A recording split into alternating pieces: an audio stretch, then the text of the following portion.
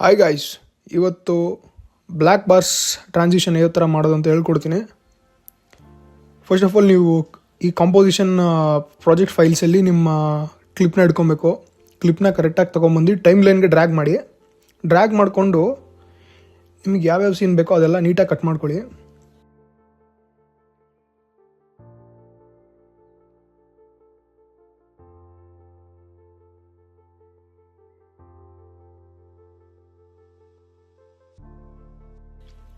ನೋಡಿ, ನಾನು ಈ ಥರ ಕಟ್ ಮಾಡ್ತಾ ಇದ್ದೀನಿ. ನಾನು ಇಲ್ಲಿ ಕಟ್ ಮಾಡ್ಕೊತೀನಿ. ಕಟ್ ಅಂದರೆ ನಾನು ಸ್ಪ್ಲಿಟ್ ಮಾಡಿಕೊಂಡು ಇನ್ನೊಂದು ಪೋರ್ಷನ್ನ ಕಟ್ ಮಾಡ್ತೀನಿ. ಸೊ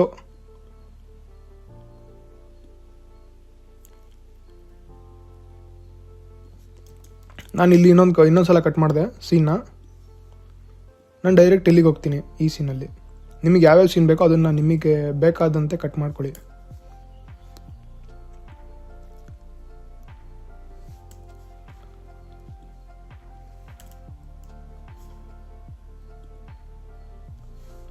ಕಟ್ ಮಾಡ್ಕೊಂಡಿದ್ದಾದಮೇಲೆ ನಿಮಗೆ ಟ್ರಾನ್ಸಿಷನ್ ಹೇಳ್ಕೊಡ್ತೀನಿ.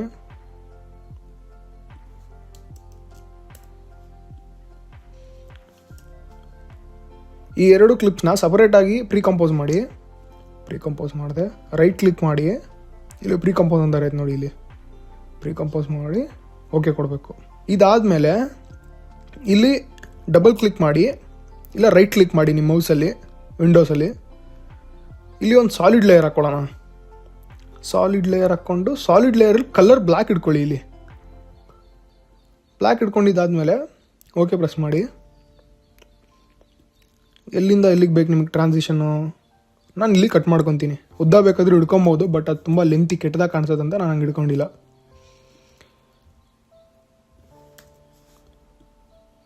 ಇದಾದಮೇಲೆ ಈ ಲೇಯರ್ ಇದೆಯಲ್ಲ, ಇದಕ್ಕೆ ಏನು ಮಾಡಬೇಕಂದ್ರೆ ಇಲ್ಲಿ ನಾವೊಂದು ಎಫೆಕ್ಟ್ ಆ್ಯಡ್ ಮಾಡ್ತೀವಿ. ಸಿ ಜಾಸ್ ಅಂತ. ಸಿ ಜಾಸ್ ಇಲ್ಲಿ ನೋಡಿ, ಇಲ್ಲಿ ಸರ್ಚ್ ಮಾಡಿದ್ದೀನಿ.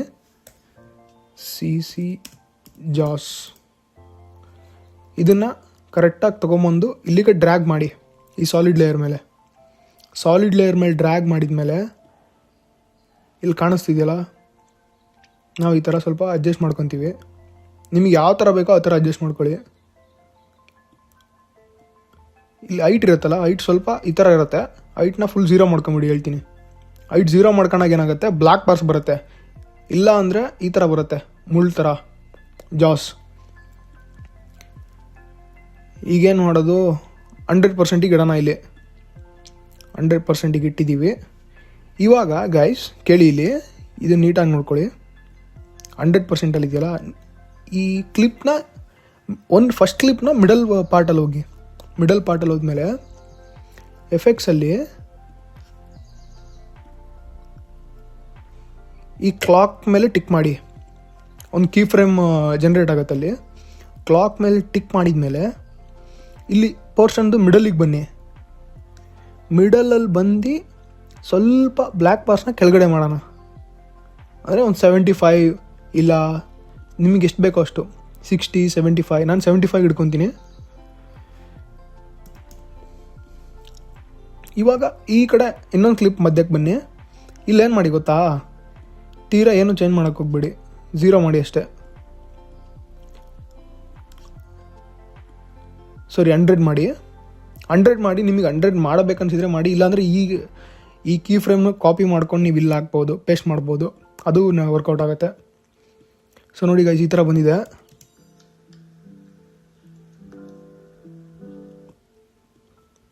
ಈಗೇನು ಮಾಡೋಣ, ನಾನು ಸೌಂಡು ಡಿಸೇಬಲ್ ಮಾಡಿದ್ದೀನಿ. ಇಷ್ಟೇ ಗೈಸ್. ಇದಾಯ್ತಾ? ಇದಾದಮೇಲೆ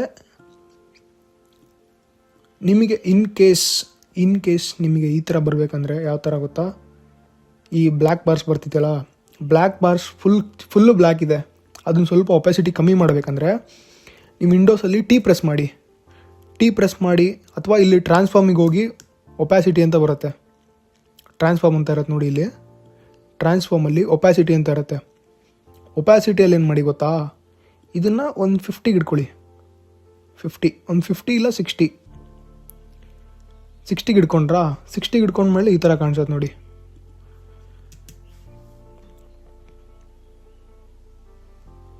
ಓಕೆ ಗೈಸ್, ಇದು ಆಯಿತು. ಈಗ ಏನು ಮಾಡಬೇಕಂದ್ರೆ ಈ ಆಪ್ಟಿಕ್ ಝೂಮ್ ಬರೋದು ಗೊತ್ತಾ, ನಿಮಗೆ ತೋರಿಸ್ತೀನಿ ನೋಡಿ. ಆ ವಿಡಿಯೋದಲ್ಲಿ ಬಂದಿದೆಯಲ್ಲ, ಆ ಥರ ಆಪ್ಟಿಕ್ ಝೂಮ್ ಯಾವ ಥರ ಹಾಕೋದು ಅಂತ ಹೇಳ್ಕೊಡ್ತೀನಿ. ಇಲ್ಲಿ ನ್ಯೂಗೆ ಹೋಗಿ ಒಂದು ಅಡ್ಜಸ್ಟ್ಮೆಂಟ್ ಲೇಯರ್ ಕ್ರಿಯೇಟ್ ಮಾಡ್ಕೊಳ್ಳಿ. ಕ್ರಿಯೇಟ್ ಮಾಡ್ಕೊಂಡಾದ್ಮೇಲೆ ಕಟ್ ಮಾಡ್ಕೊಳ್ಳೋಣ.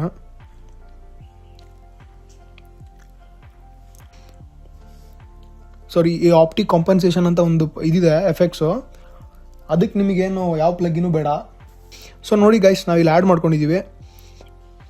ಆ್ಯಡ್ ಮಾಡ್ಕೊಂಡಾದ್ಮೇಲೆ ಅದೇ ಥರ ಇಲ್ಲಿ ಮಧ್ಯ ಕ್ಲಿಪ್ಪಿಗೆ ಹೋಗಿ, ಇಲ್ಲಿಗೆ ಹೋದ್ಮೇಲೆ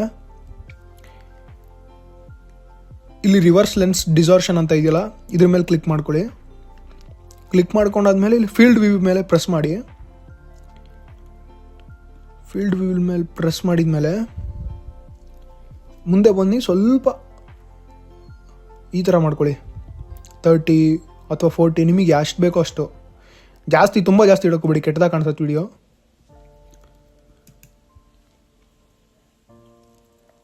ಈ ಥರ ಬರುತ್ತೆ ಗೈಸ್.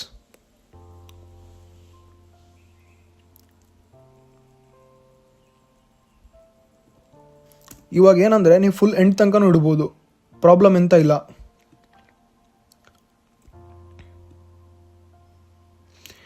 ಗೈಸ್, ಇದು ಬೇಸಿಕ್ಸು. ನಾನು ವೇವ್ ಫಾರ್ಮ್ಸಿಂದೆಲ್ಲ ಹೇಳ್ಕೊಟ್ಟಿಲ್ಲ. ವೇವ್ ಫಾರ್ಮ್ಸಿಂದ ಏನಾದರೂ ಬೇಕಿದ್ದರೆ ನೀವು ಇನ್ನೊಂದು ಸಲ ಕಮೆಂಟ್ ಮಾಡಿ, ನಾನು ಹೇಳ್ಕೊಡ್ತೀನಿ.